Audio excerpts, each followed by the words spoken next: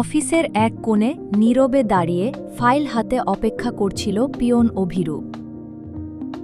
সেই কিনা হল কোম্পানির মালিক আজ ছদ্মবেশে পিয়ন বেশ ধরে পরীক্ষা করতে তার স্ত্রীকে ও এই কোম্পানির কিছু সদস্যদেরকে। ঈশানী ছিলেন এই অফিসের সবচেয়ে প্রভাবশালী নারী। ক্ষমতার দম্ভে ভরা ঈশানী প্রতিদিন অভিরূপকে অপমান করত। ঈশানীর জীবন ছিল বিলাসবহুল আর অহংকারে মোড়া নারী। সে গরিবকে মানুষ মনে করত না। যখন সে জানে তার স্বামীর টাকা পয়সা কিছুই আর নেই, তখন পল্টি দেয় ঈশানী। স্বামীকে স্বামীর প্রতি দায়িত্ব ভুলে গিয়েছিল ঈশানী।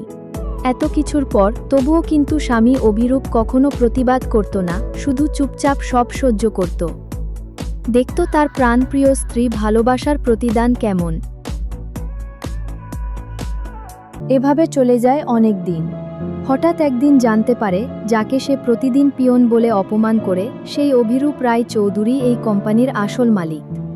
বিদেশে থাকা অবস্থায় সে নিজেদের পরিচয় গোপন করে অফিসের ভেতর থেকে সব দেখছিল: মানুষ, চরিত্র, লোভ আর বিশ্বাসঘাতকতা। একদিন হঠাৎ বোর্ড মিটিং ডাকা হলো। সবাই অবাক। মিটিং রুমে ঢুকে যখন অভিরূপ সোজা চেয়ারম্যানের চেয়ারে বসল, ঈশানীর মুখের রং মুহূর্তে ফ্যাকাশে হয়ে গেল। আপনি এখানে? কাপা গলায় বলল ঈশানী।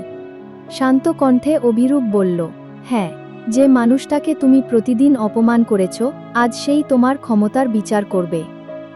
পরকীয়ার প্রমাণ, আর্থিক অনিয়ম, সবকিছু একে একে সামনে এলো। ঈশানীর অহংকার ভেঙে চূর্ণ হয়ে গেল। স্বামী মুখ ফিরিয়ে নিল।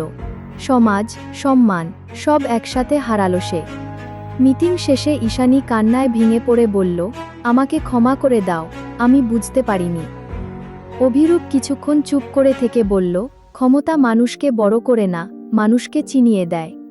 আর সম্মান, তা পদ দিয়ে নয়, ব্যবহার দিয়ে অর্জন করতে হয়।